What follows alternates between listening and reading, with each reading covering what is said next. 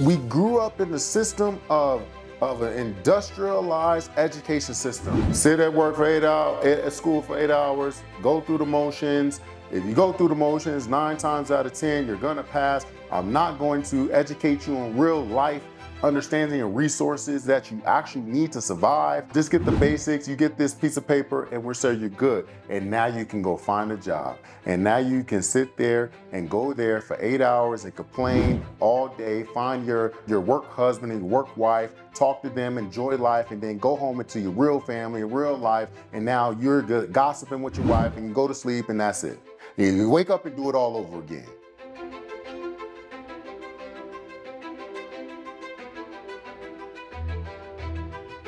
Let's go. I can be Ubering in 5 hours, upload my ID, I have a car, I'm gone. All right. Yo, we giving y'all the bonus content right now. It's behind the scenes, the BTS. Hey, go ahead and pay. It's a tad bit subscription for this. But let me tell you, $16 an hour. If I'm working a job at $16 an hour, I can go literally day to day, get up and go make more than $16 an hour and hustle and figure that out, right? But when you're talking about a skill set of a person that's going to be able to go make $16 an hour, who already makes $16 an hour, 9 times out of 10, they're making $16 an hour for a reason. You don't have the skill sets, you're not developing any skill sets, and you just don't have to get up and go. You ain't got to get up and go. Okay, so we say at 16 though, but what about 21? Is it the same thing, 21, 22? That's a slight variance. Okay, now you become a manager at Burger King. Right, cool. Right, exactly. But it gets back to the point of we had in the earlier video. They're paying college recruiters like $22 an hour. Like that's barely about 40,000 roughly a year, whatever how you look at that, right? That's cool. But when you say that, also provide the full context, right? They also got benefits out the ass.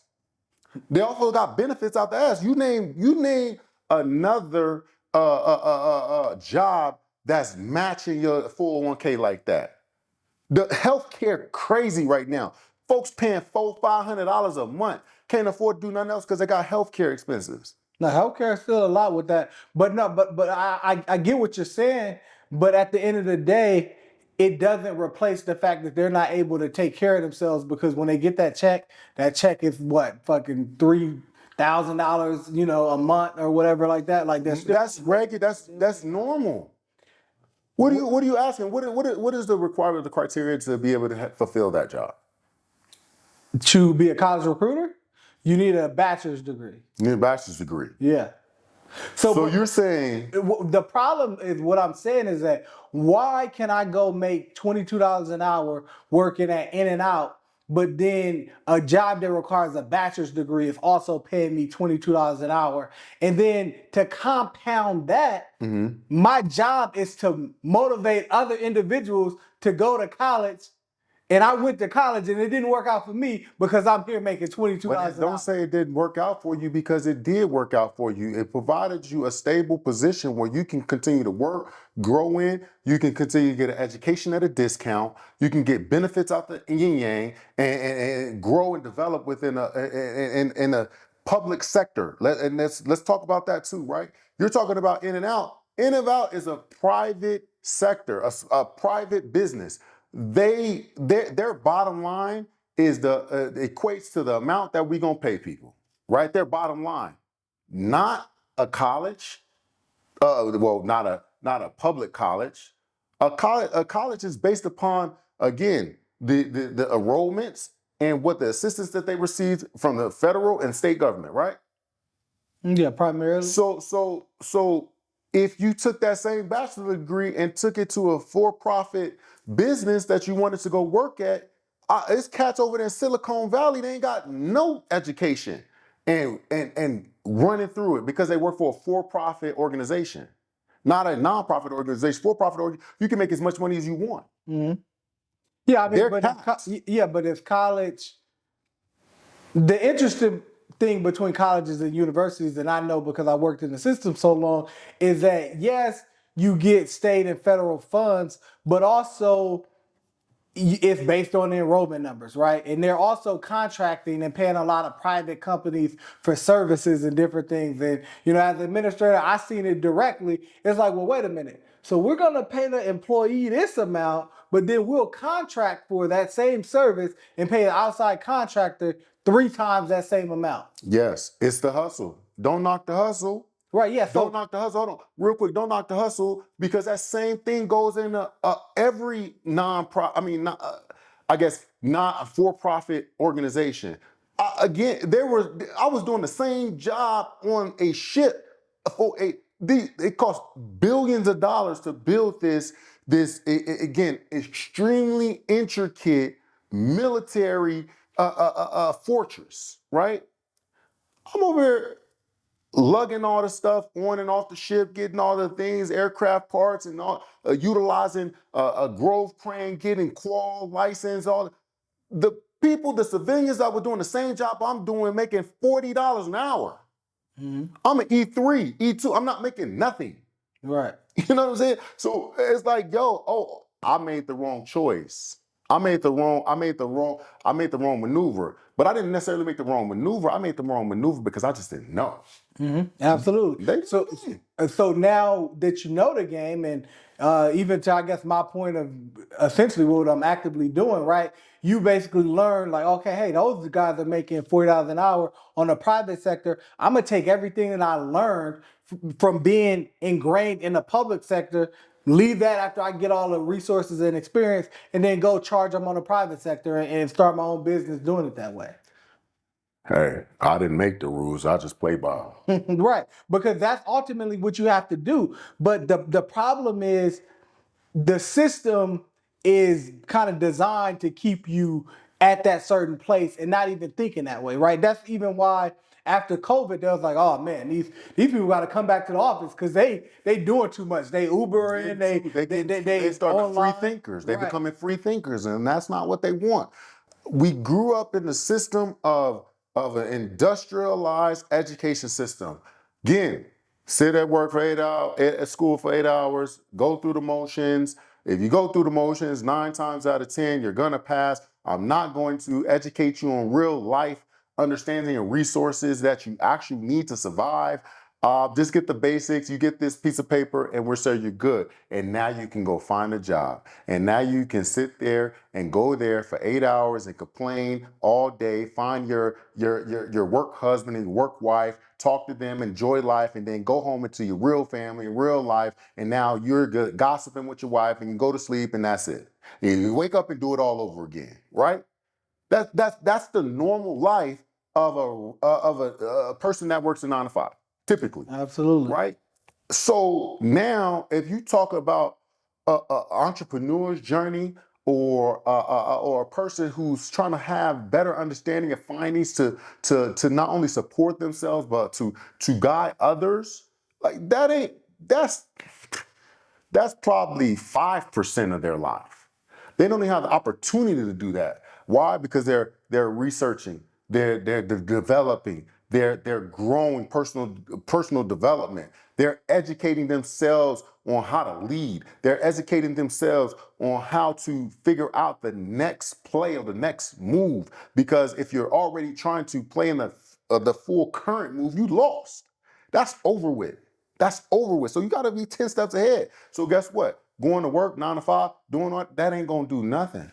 It ain't gonna do nothing. And you can continue to spin your wheels over and over and over again. Go work overtime. Go work overtime. Go work 20 hours overtime on that check, on that next check. And yeah, it's gonna look nice, it's fun, it's fine. But let me tell you, after that 40-hour period, Uncle Sam knocking at that door. Yes, sir. That's what I was saying. Uncle Sam knocking at that door. And they're gonna take even more. So now you don't have the free reign to be able to spend your money and find out where your money goes. So now you're bound by time, right? Lifestyle, and the government in your pocket. Right. So you can't do nothing at that point. Absolutely, yeah. So because when you look at it, regardless of anything, we're comparing public and private sector. But when you think about it, they're both corrupt in their own ways. Right? Oh yeah. And because I look at it, even nursing, for example, right?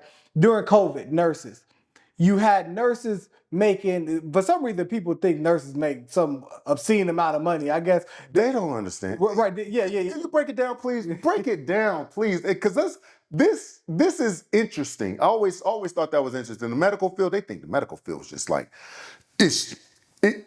Please, no, you got it. But and I'll make the first point, right? So a starting nurse here in Vegas, of course, is going to be different in other places. You're going to start off making roughly $65,000 a year.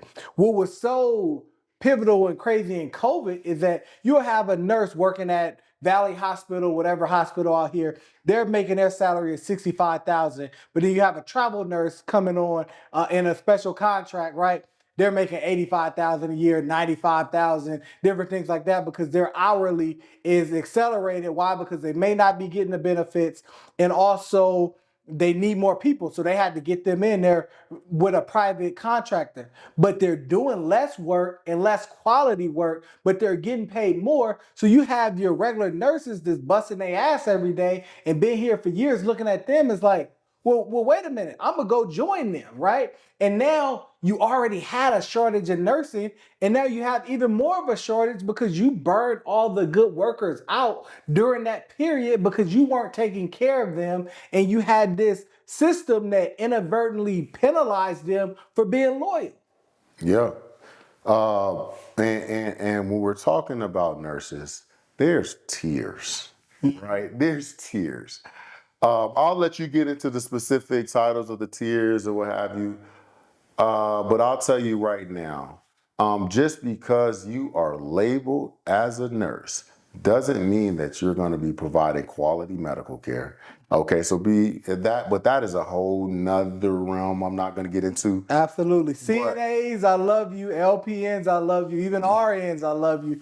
BSN and up is the standard, right? BSN and up is the standard. You got your master prepared nurses that with regular master's degrees is just, on paper, maybe it's in education, they're looking to go in that realm. But can you provide like but that's what I want you to get to. Is there any way you can provide a general, I guess, general salary of the tiers? General salary of the tiers. So when you're looking at the tiers in nursing, you're talking about a CNA, right? So that's going to be the lowest tier. Right now, they may make anywhere between $12 and $17 an hour here, right? So then you'll have your LPN, licensed practical nurse. They're going to make anywhere between $17 to $24 an hour.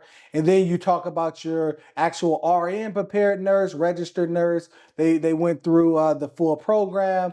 Could have been at a community college, or could have been through a bachelor's degree program. If you do a bachelor's degree program, you're going to be able to go into management, and you have a lot more flexibility to grow your career. But they're going to be making anywhere between $24 to $32 an hour, right? And then you got your nurse practitioners. Now they're going to be making $32 to $50 an hour. And then when they start specializing, it just gets even higher, right? So because you have a lot of nurse practitioners, they're getting paid in line to, a lot of your doctors and, a lot of your physician assistants, they're doing a lot of the scope of work of those individuals, right? So the pay is going to be higher. So again, everybody wants to be a nurse, right? A lot of times, it looks at, like you said, healthcare is a very stable career. But when you're looking at healthcare too, it's like healthcare is a very stable career. You can go into sonography. Everybody having babies, right? You need that position. You got, so many different surge tech, a lot of different programs. And where people cut the line a lot of times, right, is that they'll go to the private school, pay $100,000 for a program just because they don't want to do the hard work, get good grades, and do it right. And they could have went to one of the state universities or community colleges and did the same program for 1/3 of the cost. So, a lot of times in that realm, when we're going into different careers, we cause problems for ourselves by making bad decisions and not educating ourselves on the options. I couldn't have said it better. Okay? So when we're talking about the medical field, it is going to be very particular. The medical field is a huge industry. It's not a one thing. When you say, hey, I want to get into the medical field because I want to make a lot of money. Well, there's tiers in Right, regards to that. exactly. There's tiers in nurses, there's tiers in doctors, there's tiers in admin, there's tiers in everything. So understand, when you tell someone, I want to get into the medical field, there's medical physicians that don't even touch a hospital and make thousands and thousands of dollars. They don't even touch a hospital, Right. Yeah, that's a good point. you know? My wife's a nurse and she ain't been in the hospital in 5 years. And she make more than all of the floor nurses.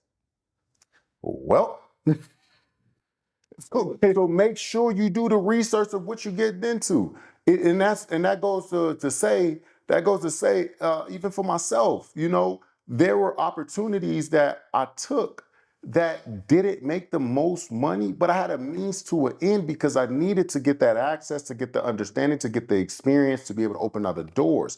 I had jobs, for-profit jobs that I could have took that had more money, but they didn't have more growth, and there was a ceiling.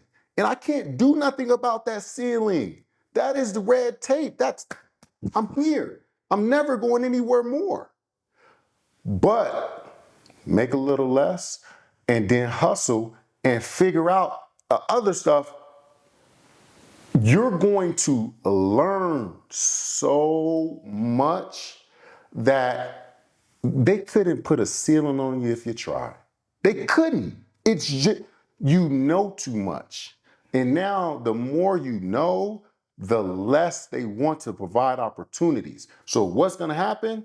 You got to provide your own opportunities, because you know too much and you're not dealing with the same things that you used to deal with at one point in time. There's no way I'm going to deal with the same things that I was dealing with when I worked at Burger King. There's no way. There's no way. I'm not. It's not. And I give that example. Obviously, it's a very low level example, but I give that example that I don't even have the opportunity to give to be at that level. And I'm not talking about Burger King corporate or anything. We know what we're talking about, right? For those people that want to kind of be sticklers and say, hey, well, I work in Burger King HR in the corporate office and this. I'm not talking about that. I'm talking about working on the floor and having to bust tables. And there's nothing wrong with that. There's nothing wrong. I'm not knocking that, because everyone has to make a living. But what I'm saying is that I have personally gotten to a point that I'm not accepting certain things. So, but it took years of effort. It took years of not sleeping. Like, I'm still barely getting sleep. So we have to understand, and again, like Kayvon said, and like Mr. Jones said in a previous episode, you have to check where you are mentally healthy, spiritually healthy, and also physically healthy. One of those are going to take a hit. That's just the game. That's just the game. One of those are going to take. If you're not willing to take that hit, that means you're not willing to be successful in where you want to be. If entrepreneurship is your choice, that's not everyone's choice, and it's cool. That's not everyone's choice. Absolutely. It's not for everyone, because if it was for everyone, there wouldn't be billions of jobs that's that comes out on the market every day. Yeah. I mean, but they putting people out like a factory, right? So what I want you to answer a question about, and you brought up a good point, is the goal a lot of times is to make a lot of money, right? But can you even unpack what that even means in a sense, right? Because people say they want to make a lot of money. And as we just said with the example, people think nurses make a lot of money. Most nursing positions not making over 6 figures. So where does a lot of money come from for that job, right? So what is a lot of money, and why do people say that, but they don't have a context of what a lot of money is? So first, I'm gonna hit both of those points. First, if you're doing it for the money, you already lost. Okay? If you're doing it for money, you already lost. And secondly, when we're talking about money and understanding how money works, and also how it should never be something that is stagnant. Again, the amount of money that's received and the amount of money that you make is relative.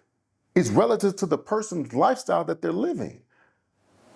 I personally know a janitor at a casino that makes more than a CEO.